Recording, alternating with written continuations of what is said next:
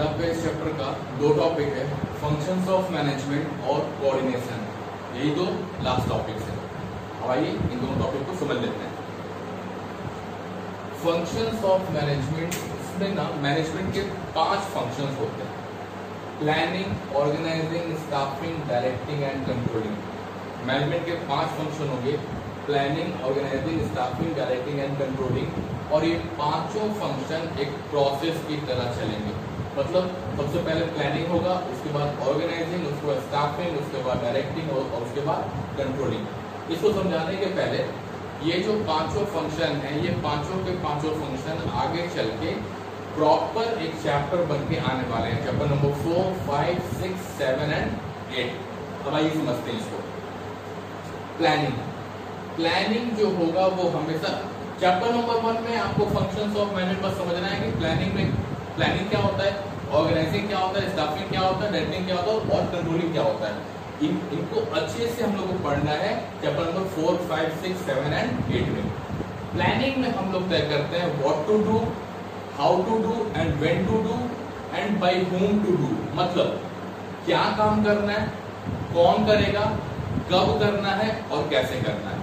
मतलब प्लानिंग जो है उसमें हम लोग तय करते हैं कि ऑर्गेनाइजेशन में काम क्या है, वो काम को कौन करेगा, उस काम को कब करना है और उस काम को कैसे करना है। उसके बाद इसके ठीक नीचे आपका आता है ऑर्गेनाइजिंग। ऑर्गेनाइजिंग का मतलब हो गया कि जो भी चीज प्लानिंग में तय हुआ है उसका सेटअप करना, मतलब उसको अरेंज करना। आप कह सकते हैं कि organising is the proper arrangement of the plan. मतलब जो प्लान में गोल, एम, टारगेट डिसाइड हुआ है, उस टारगेट को, उस गोल को अचीव करने के लिए कितने डिपार्टमेंट्स का जरूरत पड़ेगा, कितने डिविजन्स का जरूरत पड़ेगा, कितनी अथॉरिटीज बनेंगी, कितने रिस्पॉन्सिबिलिटीज होंगे, वो सारा का सारा चीज डिसाइड होता है ऑर्गेनाइजिंग में।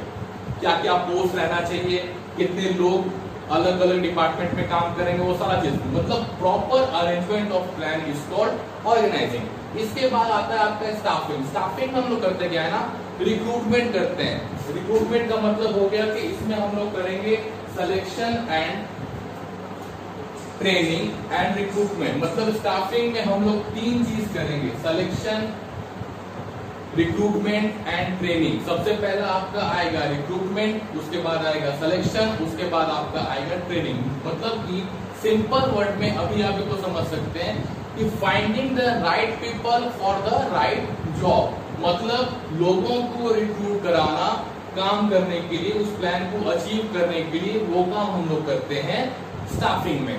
अब हम लोगों ने प्लान बना लिया, उस प्लान को अरेंज कर लिया, अब उस प्लान पे कौन काम करेगा वो भी स्टाफिंग में देख लिया। अब जब वो लोग वर्क प्लेस पे जाएंगे, वर्क प्लेस पे जैसे ही वो लोग जाते हैं, वर्क प्लेस पे जाने के ठीक पहले एक फंक्शन होगा, उस फंक्शन को हम लोग बोलेंगे डायरेक्टिंग। डायरेक्टिंग का मतलब होता है एम्प्लॉयज को मोटिवेट करना, इन्फ्लुएंस करना कि वो अच्छे से काम कर सके, उनको प्रभावित करना कि हाँ आप ये काम कर सकते हैं, खुद काम करके दिखा भी देना। मतलब उनको प्रॉपर मोटिवेट करना ताकि वो अच्छे तरीके से काम कर सके। और लास्ट कंट्रोलिंग। कंट्रोलिंग फंक्शन का एक ही काम है, मॉनिटर करना कि वर्कर्स ठीक से काम कर रहे हैं कि नहीं कर रहे, प्लान के अकॉर्डिंग गोल को अचीव करने के लिए। तो that is your functions of management. अब बात आती है कोऑर्डिनेशन की कि भाई कोऑर्डिनेशन क्या है। अब एक सिंपल सा एक चीज है, ये वर्ड हम लोग हमेशा सुने कि भाई कोऑर्डिनेशन बना के रखना चाहिए, कोऑर्डिनेशन होना चाहिए। तो कोऑर्डिनेशन बेसिकली होता क्या था, देखिए, it synchronizes all the functions of management and activities and maintaining harmony in them। अब ये दो वर्ड है, synchronizes and harmony। मतलब कोऑर्डिनेशन ब्रिंग्स टुगेदर, मतलब कोऑर्डिनेशन एक साथ लाता है सारा का सारा फंक्शंस और एक्टिविटी मैनेजमेंट का, और साथ ही साथ हार्मोनी बना के रखता है। मतलब कि कोई भी कॉन्फ्लिक्ट नहीं हो, सब लोग मिलजुल कर एक साथ काम करें। कोऑर्डिनेशन क्या करता है, मैनेजमेंट के सारे फंक्शंस और एक्टिविटीज को ब्रिंग टुगेदर, एक साथ लाता है और हार्मोनी बना के रखता है पूरे के पूरे फॉर्म में कि लोग मिलजुल कर काम कर सके, यूनिटी में एक साथ काम करें। चलिए अब बात करते हैं इसके फीचर्स की। कोऑर्डिनेशन का पहला फीचर है it integrates the group efforts. इसका मतलब क्या होता है कि एक, और हम लोगों ने डिफिनेशन में ही पढ़ा कि management is a group activity. एक ऑर्गेनाइजेशन में बहुत सारे लोग काम करते हैं, बहुत सारे लोग काम करेंगे तो ऑब्वियसली बात है कि सारे के सारे लोगों का बिहेवियर अलग होगा, सारे के सारे लोगों का माइंडसेट बिल्कुल ही अलग होगा। तो उन सारे के सारे लोगों के बीच में कॉन्फ्लिक्ट नहीं हो, लोग आपस में झगड़े नहीं, और उन सबको साथ लेके चलना और उन सबसे मिलजुल कर काम करवाने को हम लोग कहते हैं इंटीग्रेट्स ग्रुप एफर्ट्स। दूसरा, इंश्योर्स यूनिटी ऑफ एक्शन। फिर से वही बात कि भाई कोऑर्डिनेशन क्या करता है कि सारे लोगों का जो एक्शन है वो एक ही डायरेक्शन में होना चाहिए, किधर भाई गोल को अचीव करने के लिए। ऐसा नहीं हो कि कोई अलग डायरेक्शन में काम करे, कोई अलग डायरेक्शन में काम करे, सभी लोगों का एक्शन जो है वो एक ही डायरेक्शन में होना चाहिए कि भाई गोल को अचीव करें, हम लोग प्लान में जो गोल मिला है उसको हम लोग अचीव करें ऑन टाइम। उसके बाद कंटिन्यूअस। अब एक बार आप गोल अचीव कर लेते हैं तो हम लोग प्रीवियस क्लासेस में भी समझे थे कि मैनेजमेंट की जरूरत बार बार पड़ती है। तो वैसे ही अगर हम एक बार गोल को अचीव कर लेते हैं तो फिर अगली बार जब भी हम लोग को गोल को अचीव करना होगा तब भी हम लोगों को कोऑर्डिनेशन का जरूरत पड़ेगा ही पड़ेगा।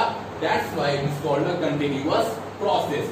परवेसिव हम लोग पहले पढ़ चुके हैं। परवेसिव वर्ड का मीनिंग यूनिवर्सल, जो आप लोग को फर्स्ट क्लास में बताया जा चुका है। मतलब कि कोऑर्डिनेशन का जरूरत तो बिजनेस ऑर्गेनाइजेशंस में है ही, साथ ही साथ नॉन बिजनेस ऑर्गेनाइजेशंस में भी पड़ता है।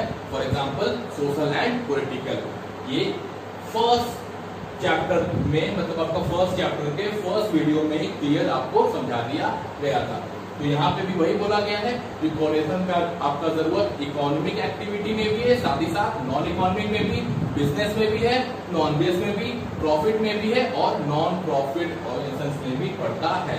अब बात आती है रिस्पॉन्सिबिलिटी ऑफ ऑल मैनेजर्स। अब इसका मतलब क्या है? इसका मतलब ये है कि ये कोऑर्डिनेशन बना के रखना सारे के सारे मैनेजर्स का काम है। तो टॉप लेवल के मैनेजर्स का बिल्कुल है, उसके बाद मिडिल लेवल के मैनेजर्स का भी है और उसके बाद लोअर लेवल के मैनेजर्स का भी है। किसी भी एक के नहीं करने से या किसी दो के करने से और एक के नहीं करने से, या एक के करने से और दो के नहीं करने से फर्म में कोऑर्डिनेशन मेंटेन नहीं होगा। तीनों लेवल्स के मैनेजर का ये ड्यूटी बनता है कि वो फर्म में कोऑर्डिनेशन बना के रखें। अब आता है आपका डेलिब्रेट। डेलिब्रेट का मतलब क्या होता है कि भाई कोऑर्डिनेशन एक जानबूझकर सोच समझकर किया जाने वाला प्रोसेस है। कोऑर्डिनेशन एक सोच समझकर किया जाने वाला प्रोसेस है, एक फंक्शन है जिसको कि मैनेजर्स लोग करवाते हैं ताकि फर्म में बिल्कुल ही शांति बने रहे और सभी लोग मिल बांटकर साथ में काम करें। मतलब coordination is the duty of all the managers और वो लोग डिलाइबरेटली ये काम करते हैं, सोच समझकर ये काम करते हैं, ये कोऑर्डिनेशन को इफेक्ट में लाते हैं ताकि पूरे के पूरे फर्म में शांति बने रहे और सभी लोग एक साथ मिलजुल कर काम करें।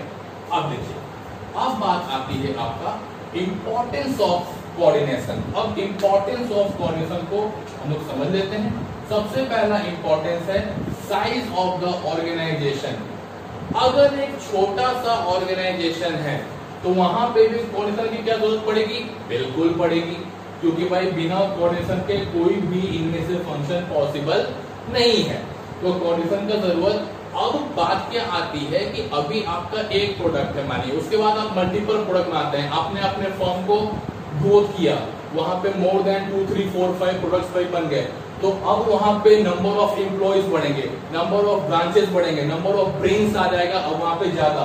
तो वही इंटीग्रेट ग्रुप एफर्ट्स अब वहां पे एक लार्ज साइज ले लेगा और कोऑर्डिनेशन का इंपॉर्टेंस जैसे जैसे ऑर्गेनाइजेशन का साइज बड़ा होते जाएगा वैसे वैसे कोऑर्डिनेशन का इंपॉर्टेंस बढ़ते जाता है। दूसरा, फंक्शनल डिफरेंशिएशन। आपको हम बताए थे प्रीवियस क्लासेस में। मान लीजिए कि 4 डिपार्टमेंट है, प्रोडक्शन, मार्केटिंग, सेल्स, फाइनेंस, 4 आपके अलग अलग फंक्शंस हैं, 4 आपके अलग अलग डिपार्टमेंट्स हैं।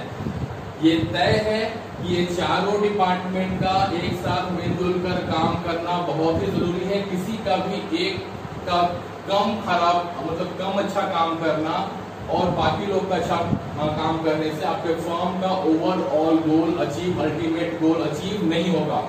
लेकिन ये भी तो जरूरी है ना कि भाई ये चारों लोग को मिलजुल के काम करना है और इन चारों फंक्शन का अपने में भी एक अलग अलग इंपॉर्टेंस है। तो अब करना क्या है कि ये चारों डिपार्टमेंट अपना अपना इंपॉर्टेंस बना के एक साथ काम करें, बीच में कोई भी कॉन्फ्लिक्ट नहीं हो, उसको मेंटेन करने का काम करता है कोऑर्डिनेशन। मतलब डिपार्टमेंट का तो फंक्शनल डिफरेंशिएशन हो गया, लेकिन इनको हमेशा याद दिलाना है कि आप चारों का मिलजुल कर काम करने से ही फर्म का अल्टीमेट गोल अचीव होगा।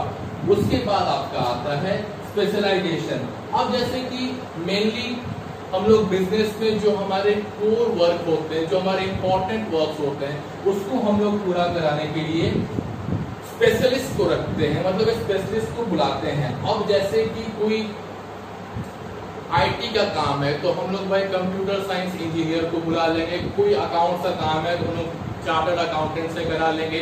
अब मानिए कि चार्टर्ड अकाउंटेंट्स, आईटी इंजीनियर्स, ये सारे लोग, ये सारे के सारे स्पेशलाइज्ड प्रोफेशनल्स आपके फर्म में आ गए। अब आपके फर्म में पहले से कौन काम कर रहे हैं? आपके एम्प्लॉइज। अब वहां पे बात क्या आती है? वहां पे बात आ जाती है कि जो प्रोफेशनल्स आएंगे वो तो ऑटोमेटिकली बोलेंगे कि भाई वी आर द बेस्ट, हम ही बेस्ट हैं।